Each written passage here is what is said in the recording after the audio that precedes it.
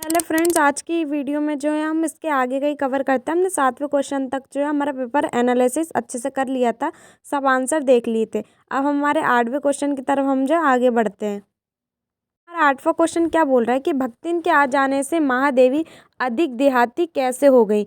और इसके अथवा में आया था कि मनुष्य की क्षमता किन 3 बातों पर निर्भर रहती है। तो ये जो है ये भी 2 नंबर में आए थे और अथवा में करके आए थे। तो हम इन दोनों ही क्वेश्चन को देख लेते हैं।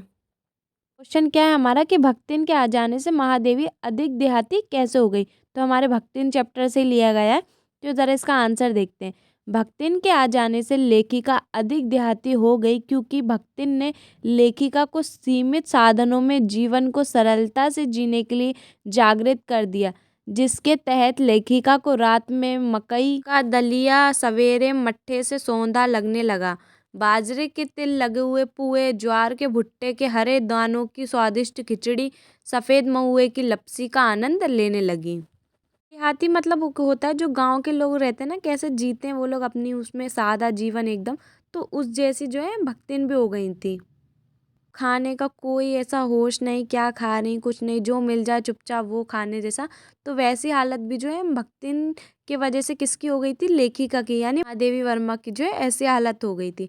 तो यहाँ पे यही बोल रहा है कि लेखिका को क्या हो गया था कि लेखिका को सीमित साधनों में जीवन को सरलता से जीने के लिए जागृत कर दिया। तो जब वो भक्तिन आ गई थी तो उन्होंने क्या किया कि सीमित साधन जो जीवन में जीने के लिए सीमित साधन होते हैं उनको क्या कर दिया, सरलता से जीने के लिए जागृत कर दिया। जो महादेवी वर्मा के पास जैसा है जो भी है या नहीं भी है तो उसमें जो कम साधनों में जो है जीने के लिए जागृत कर दिया था। इसके तहत यानी जिसके बाद क्या हुआ, लेखिका को रात में मकई का दलिया, यानी उन्हें जो मकई का दलिया खाना पड़ा। सवेरे मट्ठे से सौंधा लगने लगा। सवेरे मट्ठा पीना यानी मट्ठा पीते हैं ना, तो वो उन्हें भी सौंधा लगने लगा। बाजरे के तिल लगे पुए, तो बाजरे के तिल के जो पुए होते हैं वो खाने को मिल रहा था। ज्वार के भुट्टे के हरे दानों की स्वादिष्ट खिचड़ी, सफ़ेद महुए की लपसी का आनंद लेने लगी। तो उन्होंने भी अपने जैसा देहाती बना दिया था। अब ये सब चीज़ें उन्हें क्या करने लगी थी, भाने लगी थी। तो कौन कौन सी चीज़ें थी, ज्वार के भुट्टे के हरे दानों की स्वादिष्ट खिचड़ी, बाजरे के तिल लगे हुए पुए, तो ये सब चीज़ें उन्हें क्या भाने लगी। तो ये जो नाम है ये वही है जो चीज़ वो खाने लगी थी, क्योंकि भक्तिन के आ जाने से जो है भक्तिन उन्हें ऐसा ऐसा खाना खिलाती थी कि उन्हें वो आदत हो गई थी। और इस वजह से वो कैसी हो गई थी, महादेवी वर्मा वो देहाती बन गई थी। तो यही चीज़ हमें यहाँ बतानी थी। तो बहुत ही ईजी था, बस आपको पता होना चाहिए कि उन्होंने को जो है देहाती क्या होता है और वो देहाती में जो है क्या क्या उन्हें खिलाती थी। 2 नंबर के हिसाब से बहुत है, आप इसे थोड़ा सा छोटा भी कर सकते हैं। 1-2 नाम आप नहीं भी लिखोगे तो भी चल जाएगा। 2-3 नाम तो बताना आपको ज़रूरी है, तो इसको आप 3 लाइन के उसमें ख़त्म कर सकते हैं अपने उसमें। बात करते हैं हमारे इसके अथवा क्वेश्चन के। हमारा अथवा क्वेश्चन क्या बोल रहा था कि मनुष्यों की क्षमता किन 3 बातों पर निर्भर रहती है। ये क्वेश्चन जो है हमारे श्रम विभाजन वाला जो चैप्टर है उससे लिया गया था। तो ये जो है पिछले साल की जो परीक्षा बोर्ड हुई उसमें जो है ये क्वेश्चन नहीं था। तो आप डरना नहीं कि यार ये क्वेश्चन परीक्षा बोर्ड में नहीं था, अगर इस साल भी ऐसा कुछ हो गया तो अगर आपने चैप्टर ढंग से पढ़ा है तो आप इसका आंसर भी क्या है बिल्कुल आसानी से दे देंगे। इसलिए मैं बोल रही हूँ कि चैप्टर जो है आप खुद से ही पढ़िए। जितने अच्छे खुद से पढ़ोगे उतने अच्छी तरीके से आंसर दे पाओगे। कि अगर आपने चैप्टर पढ़ा है, चैप्टर के और क्वेश्चन पढ़े तो आप इसका आंसर भी आसानी से दे दोगे, क्योंकि आपने पढ़ा है कहीं ना कहीं उसमें ये बातें दी हुई हैं। ज़रा इस क्वेश्चन का आंसर जान लेते हैं कि मनुष्य की क्षमता जो है किन 3 बातों पर निर्भर करती है।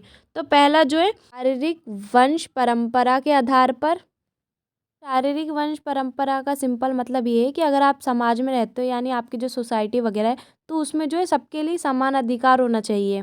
सबके लिए जो है एक ही रूल फॉलो वगैरह होगा, यानी एक ही अनुशासन होगा कि भाई इस काम को ऐसे ही करना है। इससे क्या होगा, हमारा समाज भी अच्छा चलेगा और कहीं पर भी जो है झगड़े वगैरह नहीं होंगे। तो उसके आधार पर बोल रहे हैं वो, शारीरिक वंश परंपरा के आधार पर कि हमारे समाज का जो है विकास होना चाहिए।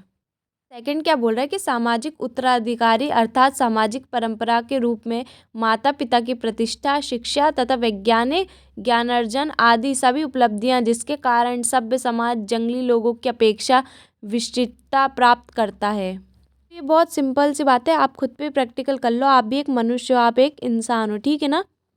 तो आप एक सोसाइटी में रह रहे हो, एक समाज में रह रहे हो, तो आपका भी एक कर्तव्य बनता है, यानी आपका उत्तराधिकार कि आपका जो कर्तव्य क्या है, समाज के प्रति जो है हमारे क्या उत्तराधिकार होते हैं। मतलब नियम कर्तव्य हमारे। अर्थात यहाँ पे क्या लिखा है कि सामाजिक परंपरा के रूप में माता पिता की प्रतिष्ठा, यानी जो हमारी सामाजिक परंपरा होती है, जो हमारे बड़े हमें सिखाते हैं कि बड़ों का आदर करना चाहिए, तो छोटों को प्यार करना चाहिए, किसी से झगड़ा नहीं करना चाहिए, तो वही चीज़ कि सामाजिक परंपरा के रूप में माता पिता की प्रतिष्ठा, यानी माता पिता का जो है आदर करना चाहिए, उनका सत्कार करना चाहिए, क्योंकि वो हमारे माता पिता होते हैं और वो हैं तो सब है। ऐसे आगे क्या बोल रहा है कि शिक्षा तथा वैज्ञानिक ज्ञानार्जन आदि सभी उपलब्धियाँ, इसके कारण सभ्य समाज जंगली लोगों की अपेक्षा विशिष्टता प्राप्त करता है। यानी इसके बाद ये बोल रहा है कि आपको जो शिक्षा, वैज्ञानिक ज्ञानार्जन, यानी जो हम अभी सब शिक्षा ले रहे हैं, हम जो शिक्षा पढ़ लिख रहे हैं वही, और वैज्ञानिक ज्ञानार्जन जो हमारे साइंस हमारा चल रहा है उसको हम जो है कितना सीख रहे हैं, साइंस कितना तरक्की कर चुका है, तो उसका जो है ज्ञानार्जन करना चाहिए, हमें ज्ञान प्राप्त करना चाहिए, इसका मतलब है आदि सभी उपलब्धियाँ जिसके कारण, ऐसी जितनी भी उपलब्धि होती है, जितने से भी हम ज्ञान प्राप्त कर सकते हैं, जितना कुछ सीख सकते हैं, जो हम आज सीख भी रहे हैं, उससे क्या होता है अगर हम जितना कुछ सीखेंगे, जितना अच्छा करेंगे, जितना अच्छा पढ़ेंगे, हमारा समाज कैसा बनेगा, हमारा समाज जो है एक सभ्य समाज बनेगा, यानी बहुत अच्छा समाज बनेगा, ना कहीं लड़ाई झगड़े होंगे, ना कहीं कुछ भी होगा। जो जंगली लोगों की अपेक्षा विशिष्टता प्राप्त करता है, जो जंगली लोग होते हैं ना, मार झगड़ा ये सब करते हैं, उन लोगों को परेशान करते हैं, तो उनकी अपेक्षा क्या होगा, विशिष्टता प्राप्त करेगा। उन लोगों को अगर साइड में रख दो, ऐसे लोग नहीं होंगे, तो हमारा समाज जो है बहुत ही अच्छा होगा और इसका बहुत महत्व होगा, वो एक विशिष्टता प्राप्त करेगा कि सभ्य समाज है, बहुत अच्छा समाज है।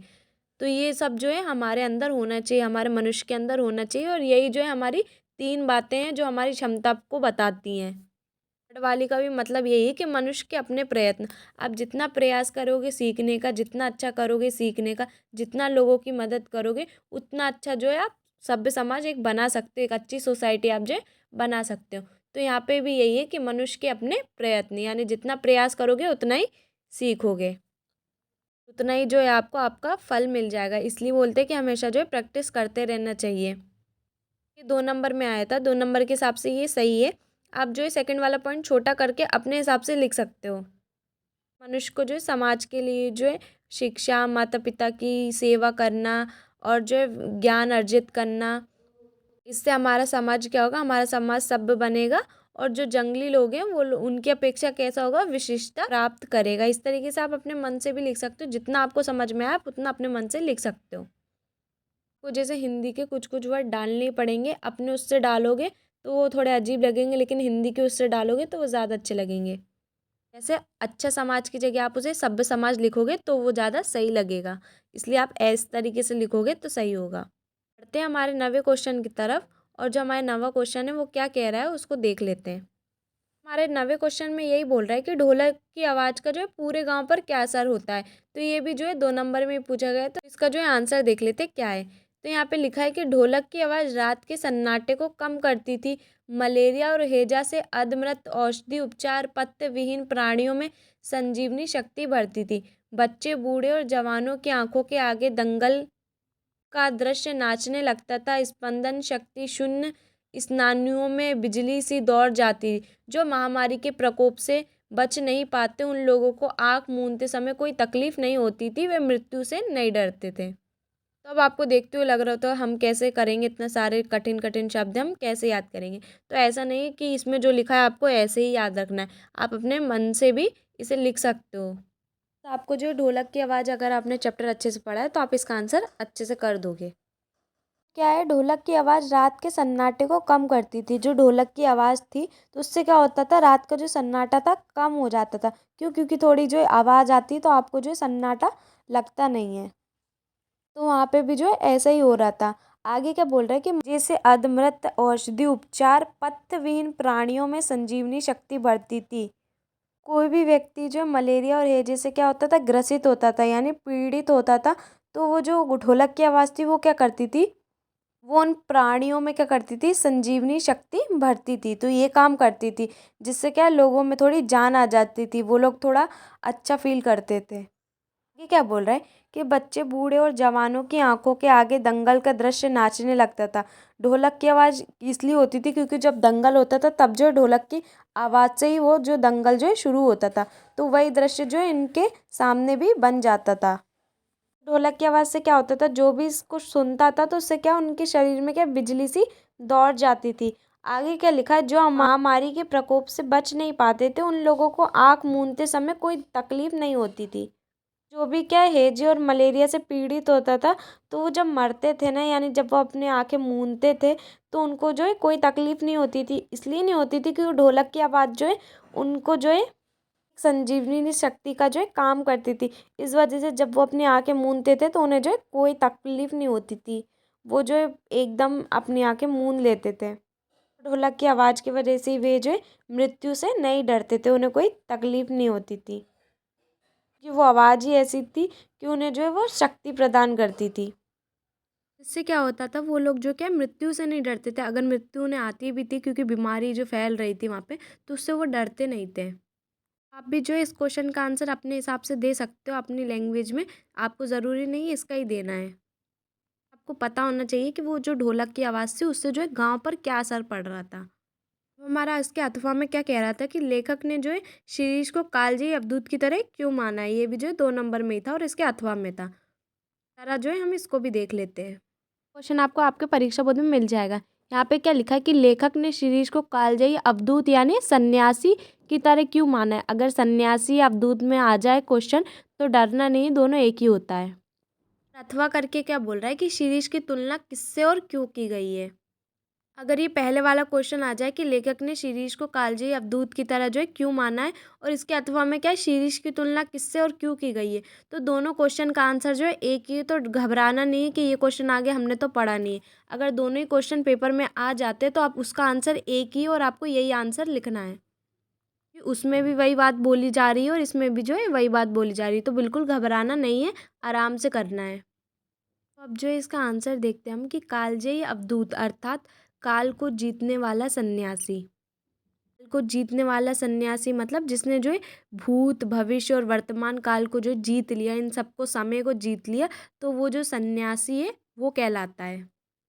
आगे क्या बोल रहा है कि जिस प्रकार सन्यासी, अभी बता रहे कि सन्यासी क्या, जिस प्रकार जो सन्यासी होते हैं वो जीवन के सुख दुख उतार चढ़ाव कष्ट कठिनाइयों हर परिस्थिति में समान भाव व व्यवहार में रहकर जीवन का आनंद लेते हैं, ठीक उसी प्रकार शिरीष का फूल ग्रीष्म ऋतु की प्रचंड गर्मी में अब उमस से लोगों के प्राण सूखते और लू से हृदय उबलने लगता है, तब भी चिलचिलाती धूप से इस वृक्ष के हर अंग सरस बने फूलते फलते रहते हैं, इसलिए शिरीष को कालजयी अवधूत कहा गया है। आपके जो है एकदम थोड़ा सर से ऊपर चला गया होगा कि क्या बोल रहा है, हमें समझ में नहीं आया, तो अब मैं आपको थोड़ा सिंपल वे में समझाती हूँ। सबसे पहले आपको ये समझना है कि कालजयी अवधूत का मतलब क्या होता है। जो काल को जीतने वाला सन्यासी होता है वो होता है कालजयी अवधूत, और उन्हें जो कालजयी अवधूत कहते हैं। ये आगे ये बोल रहा है कि जिस प्रकार एक सन्यासी होता है, यानी जो आपने साधु संत देखे होंगे, सन्यासी देखे होंगे, क्या करते हैं उनके जीवन के जो जितने भी सुख दुख होते हैं, उतार चढ़ाव होते हैं और जितनी भी उनकी कठिनाई और जितने भी वो कष्ट झेलते हैं, वो क्या करते हैं आपने देखा होगा कि वो हर परिस्थिति में यानी हर समय जो है हर परिस्थिति में क्या रहते हैं, समान भाव व व्यवहार में रहकर जीवन का आनंद लेते हैं। ना कभी वो किसी पे गुस्सा करते हैं, ना कभी किसी पर चिल्लाते हैं, हमेशा जो है एक जैसा भाव रहता है यानी समान भाव रहता है। इसी में वो क्या करते हैं जो है जीवन का आनंद लेते हैं। ये तो हो गया कालजयी अवधूत का मतलब कि जो काल को जीतने वाला सन्यासी होता है तो वो क्या होता है। अब इनने इसमें ये बता दी कि वो जो सन्यासी होता है वो क्या होता है और वो अपने परिस्थितियों में जो है कैसे अपने आप को संभालता है।